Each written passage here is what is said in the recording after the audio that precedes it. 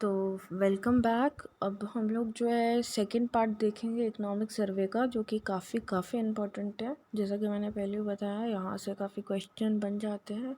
And apart from economic survey, budget of Jharkhand is very important. वहाँ से भी आपको पढ़ाई करना पड़ेगा, तभी जा कर के आप जो है अच्छा मार्क्स स्कोर कर पाएंगे। ठीक है, तो अब हम देखते हैं physical development and state finances से।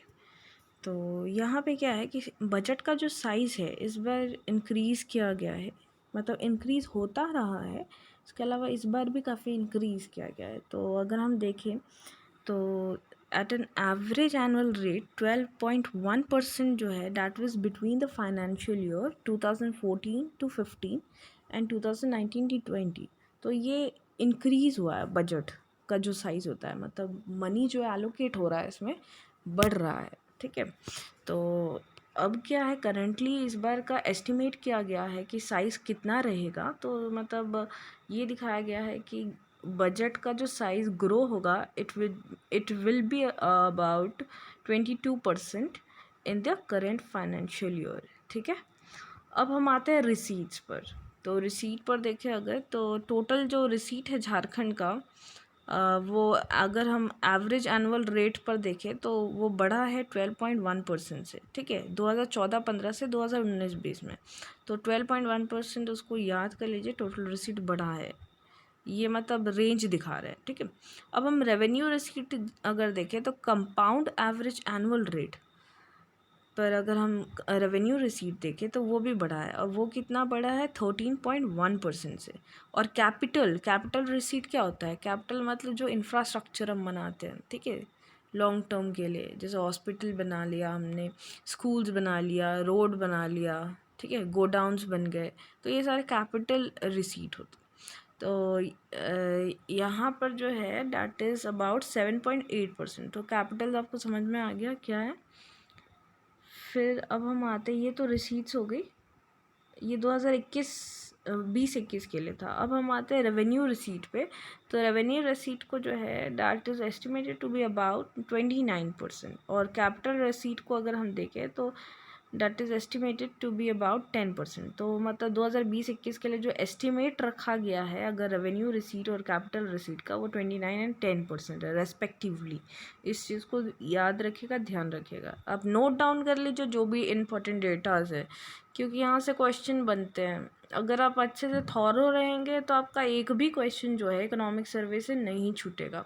और बजट पे भी आपको मतलब एक कमांड, एक पता होना चाहिए आपको प्रॉपर, कि मतलब चलो जो भी है बजट का एक ओवरऑल डेटा पता होना चाहिए, वो भी थोड़ा डिटेल में। ऐसा नहीं है ना कि हम मतलब बस हम एज अ पर्सन जो है वो तो पता रहता है सबको ही कि मतलब बजट में ये आया है, लेकिन हम लोग क्योंकि एग्ज़ाम दे रहे हैं तो हमारा एक अलग पर्सपेक्टिव है, हमें जो है इन डेप्थ समझना होगा, चीज़ों को पढ़ना पड़ता है। ठीक है, मल्टीपल रिविजन करना पड़ता है, तभी जा करके जो है एक अच्छा स्कोर हम कर सकते हैं। तो फिर आते हैं हम शेयर ऑफ रेवेन्यू रिसीट पे। तो देखा गया है कि रेवेन्यू रिसीट का जो शेयर है वो इंक्रीज़ हुआ है, और कैपिटल रिसीट का जो है वो डिक्रीज़ हुआ है। लेकिन ये कब हुआ है? ये पिछले 5 सालों में हुआ है। ठीक है, ये चीज़ दिखाया गया है। तो रेवेन्यू रिसीट जो है स्टेट का, वो कितना था, वो कितना आता है, वो आता है 3/5। मतलब अगर हम 5 भाग में बांटते हैं चीज़ों को, तो उसमें से 3 भाग जो हैं वहाँ से हमें रेवेन्यू रिसीट आता है, और बाकी के जो 2 भाग बचे हैं वहाँ से मतलब वो जो है नॉन टैक्स सोर्सेज है, जहाँ से हमें पैसा आता है। ठीक है, फिर उसके बाद हम आते हैं, अगर हम टैक्स रेवेन्यू यानी कि जो रेवेन्यू रिसीट है वहाँ से देखें, तो स्टेट का शेयर जो है सेंट्रल टैक्सेस में, वहाँ से हमको पैसे मिलते हैं। फिर स्टेट का खुद का जो टैक्स रेवेन्यू वहाँ से पैसे मिलते हैं।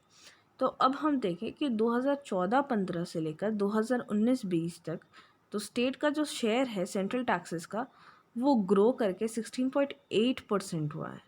ठीक है, compound annual average growth rate. ठीक है, CAGR का मतलब ये होता है। फिर the state own taxes grew at an average annual rate of 10.1%। तो समझ में आया कि स्टेट का जो शेयर है सेंट्रल टैक्सेस में वो कितना है, 16.8%। और जो स्टेट का खुद का जो टैक्स लगाते हैं स्टेट, वो 10.1% है। ठीक है। और ये रेंज ये कब से कब तक का है, that is between the 2014-15 to 2019-20। समझ में आ गया। अब हम नॉन टैक्स रेवेन्यू में आते हैं। तो नॉन टैक्स रेवेन्यू जो है डाट वो उसमें क्या आता है, उसमें तो स्टेट का खुद का नॉन टैक्स रेवेन्यू आता है, और दूसरा जो हम लोग को गवर्नमेंट ऑफ इंडिया से जो स्टेट को जो पैसे मिलते हैं ग्रांट्स, तो ग्रांट्स इन एड जो है वो नॉन टैक्स रेवेन्यू में आता है। ठीक है। अब हम कैपिटल रिसीट पे आते हैं। तो कैपिटल रिसीट जो है स्टेट गवर्नमेंट का, उसमें जैसे रिकवरी ऑफ लोन होता है, नॉन डेट रिसीट होता है, बोरोइंग, फिर बाकी जो भी लाइबिलिटीज़ होते हैं गवर्नमेंट के, ये सब आती हैं। ठीक है। तो अगर हम देखें तो बोरोइंग और लाइबिलिटीज़ जो है वो मेन सोर्स है कैपिटल रिसीट का, स्टेट का। ठीक है। और मतलब यहीं से स्टेट को जो है पैसे मिलते हैं बोरो करके या दूसरे लाइबिलिटीज़ से। तो ये मेन सोर्स है। और उसके अलावा जो है ये जो है 99% जो है टोटल कैपिटल रिसीट का जगह जो है यही लेता है। ठीक है। तो मोस्ट ऑफ द पैसा जो है 99% के आसपास जो है बोरिंग और लाइबिलिटी से ही आते हैं कैपिटल रिसीट में। अब हम receipt as a percentage of GSDP आते हैं। तो अगर हम देखें टोटल रिसीट जो है झारखंड में, तो वो 18% था नॉमिनल जीएसडीपी का 2014-15 में। लेकिन अभी क्या हुआ है, अभी ये इंक्रीज़ हुआ है 22%। ठीक है। और ये इंक्रीज़ हुआ है 2018-19 से 2019-20 तक में। तो हम लोग को 22% वाला चीज़ जो है वो याद रखना है कि टोटल रिसीट जो है झारखंड का 22% है। ठीक है। देखिए डेटा बहुत याद रखना पड़ता है, लेकिन मल्टीपल जितनी बार आप रिवीजन करेंगे आपको उतना ही आराम होगा, उतना ही ज़्यादा आपके दिमाग में जो है चीज़ें एकदम छप जाएंगी। अब जब छप जाएंगी तो आपको बहुत इजी होगा इन सब चीज़ों को याद करने में। अब हम आते हैं bouncy of the states own taxes. तो एवरेज बाउंसी, अच्छा बाउंसी क्या होता है, बाउंसी टैक्सेस क्या होता है, बाउंसी टैक्स क्या होता है कि जैसे कोई टैक्स आ रहा है और आप उस टैक्स को काफ़ी इफ़ेक्टिवली जो है आप उसको अच्छे से जो है ग्रोथ के लिए लगा रहे हैं, जो पैसे जो आ रहे हैं टैक्सेस से आप ग्रोथ में लगा रहे हैं और बहुत अच्छा काम कर रहे हैं। तो यहाँ पे देखा गया कि झारखंड का जो है एवरेज बाउंसी जो है झारखंड के खुद के टैक्सेस से 2011 से लेकर 2011-12 से लेकर 2019-20 तक वो 1.1 रहा है। ठीक है। और बस यहाँ पे यही है। और मतलब हम लोग अधिकतर हमने कॉन्ट्रैक्शन ही देखा है, ये बातें लिखी हुई है। तो आगे चलते हैं एक्सपेंडिचर ऑफ द स्टेट पे।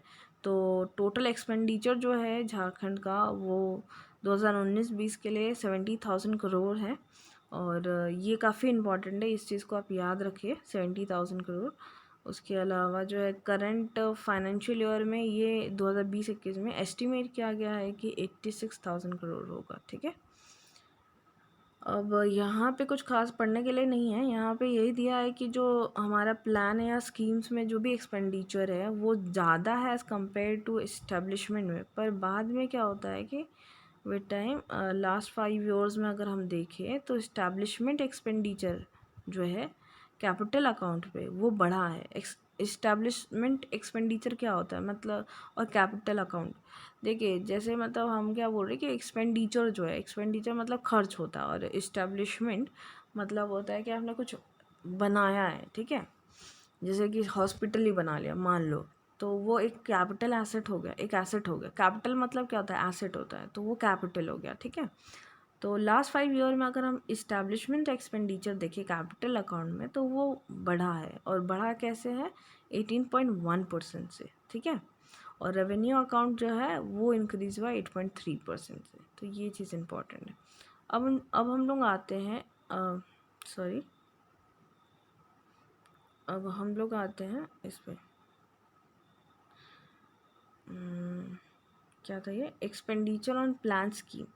तो यहाँ पर देखिए अगर हम करंट फाइनेंशियल ईयर में 2019-20 में तो प्लान या स्कीम पे जो भी पैसा जो खर्च होता है रेवेन्यू या कैपिटल अकाउंट में, वो एस्टिमेट किया गया है कि वो अब जो है वो रेवेन्यू को लेकर के 40.5 ग्रोथ होगी, और कैपिटल अकाउंट्स में 2.8% होगी। ठीक है। अब एज ए रिजल्ट क्या होगा, share in the total plan expenditure जो है that is estimated to be 79, यानी कि 79 किसके लिए, रेवेन्यू अकाउंट्स के लिए, and 21% that is about capital account. तो ये हो गया, ये बार बार सेलेक्ट क्यों हो जा रहा है। अब हम आते हैं आगे फिस्कल डेफिसिट पे। तो फिस्कल डेफिसिट पोजीशन कैसा है स्टेट का, तो हम लोग इस चीज़ को समझते हैं, और ये काफ़ी इंपॉर्टेंट है, ये डेटा को ध्यान में रखिए। जहाँ पे मैं बता रही हूँ कि ये डेटा को ध्यान में रखना है तो उसको आप लिख लीजिए और अच्छे से। वैसे तो डेटा जितना भी मैंने ये बताया है अभी, वो सारे वेरी वेरी इंपॉर्टेंट है, उन सब चीज़ों को तो एकदम ध्यान ही रखना है, जो भी मतलब मार्क्ड है स्पेशली। और जहाँ पे मैं बोल रही हूँ कि ये काफ़ी इंपॉर्टेंट है, तो ये चीज़ को याद रखना है। फिस्कल डेफिसिट जो है स्टेट के लिए, data has increase at the average annual rate of 4.1% between 2014-15 to 2019-20।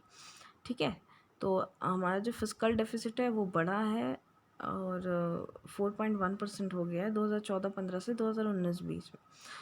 तो ये चीज़ ध्यान रखिए। फिर स्टेट का जो है, state has mostly been a revenue surplus state. ठीक है, हमेशा से रेवेन्यू आता रहा है, तो कोई इतना दिक्कत नहीं हुआ है, रेवेन्यू सरप्लस स्टेट ही रहा है। तो एज अ रिज़ल्ट हम अगर देखें तो रेवेन्यू डेफिसिट जो है स्टेट का, वो हमेशा नेगेटिव में रहा है, मतलब रेवेन्यू डेफिसिट होता ही नहीं है, क्योंकि रेवेन्यू सरप्लस हो रहा है।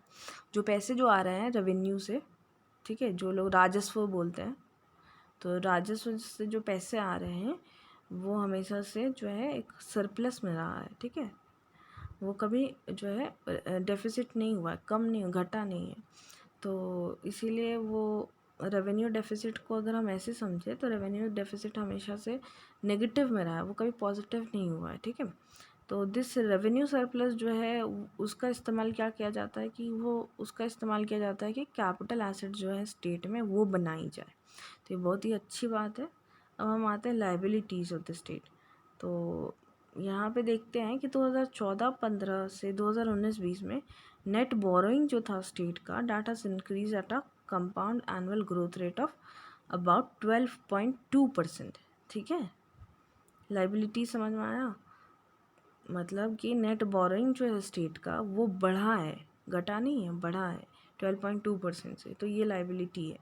फिर अगर हम पर कैपिटा डेट देखें तो वो 25,000 है 2019-20 के अब ईयर में। ठीक है, अब हम आते हैं share of the gross boring. तो ग्रॉस बोरिंग में जो है 50% जो है, 51% ग्रॉस बोरिंग में स्टेट का शेयर है, जिसमें कि 2019-20 में 51% लिया गया है, और एस्टिमेट किया गया है कि 2020-21 में जो है स्टेट जो है वो कितना बोरो करेगी, वो 56% बोरो करेगी। तो ये दोनों ही डेटा इंपॉर्टेंट है। 51% जो कि 2019-20 में स्टेट ने बोरो किया था, और ये भी बताया है कि 51% से अब बढ़ के 56% हो जाएगा, विच इज़ एस्टिमेटेड। ठीक है, अब share of boring from RBI. तो आरबीआई से कितना बोरो किया है स्टेट ने, तो 24%, 5%, 4% इतना बोरो किया है 2019-20 में। और करंट फाइनेंशियल ईयर जो है उसमें एस्टीमेट किया गया है, मतलब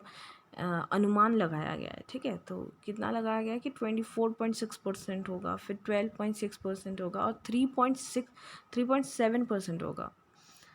अब हम आते हैं डेट सस्टेनेबिलिटी पर। तो अगर हम देखें लो डेट टू जीएसडीपी रेशियो जो है वो कहीं ना कहीं इंडिकेट करता है कि भाई स्टेट के पास जो है कैपेसिटी अच्छी है कि वो पैसा जो है वो रिटर्न कर दे। मतलब आपने अगर पैसा जो, मतलब डेट बाय जीएसडीपी रेशियो ये बनाइए, मतलब डेट लिखिए उसके बाद डिवाइड करके जीएसडीपी लिखिए, तो मतलब ये रेशियो हो गया। तो यहाँ पे जो डेट है, डेट अगर कम रहता है तो जीएसडीपी आपका बढ़ रहा है। ठीक है, तो इसका मतलब है कि इकोनॉमी अच्छी है। ठीक है, और आपने जो भी डेट लिया है, आप जिस भी डेट में है, तो आप वापस से जो है पैसे जो है चुका सकते हैं। तो ये एक अच्छी, एक पॉजिटिव चीज़ है। तो हमारा कितना है, हमारा जो है यहाँ पे देख लेते हैं, 35% जो है वो a level of 35% is sustainable for any economy. तो झारखंड जो है वो हमेशा से उसके लिमिट में ही रहा है, उससे ज़्यादा एक्सीड नहीं हुआ है लो डेट, मतलब जीएसडीपी को लेकर। तो सर्विसिंग कैपेसिटी जो है स्टेट की अगर हम परसेंटेज के टर्म्स में देखें इंटरेस्ट पेड में, तो total revenue receipt of the state, तो वो हमेशा से 10% से कम ही रहा है, ठीक है। और करंट फाइनेंशियल ईयर में देखें तो 7.5% है टोटल रेवेन्यू रिसीट का। अब आज के लिए तो अभी फ़िलहाल इतना ही, उसके बाद हम नेक्स्ट क्लास में, ये बहुत ज़्यादा भी नहीं है, आराम से हम लोग कर सकते हैं, कंप्लीट हो जाएगा। तो हम लोग अगले वाले जो क्लास है उसमें हम आगे का जो है कंप्लीट करेंगे, ठीक है। तो थैंक यू। और वीडियोस जो है मोस्टली छोटा रखने की कोशिश करी है हमने, और ताकि आप भी जो है अच्छे से समझ सके चीज़ों को और लंबे टाइम तक जो है इसको ध्यान रखें। और अगर बाद में होगा तो we will merge this video, जितना भी अलग अलग जैसे मैंने पार्ट्स बनाया, तो अगर मौका मिले तो वी विल मर्ज इट, ताकि आपको जो है एक ही जगह पे जो है इकोनॉमिक सर्वे झारखंड का मिल जाए, ठीक है। तो thank you and God bless you.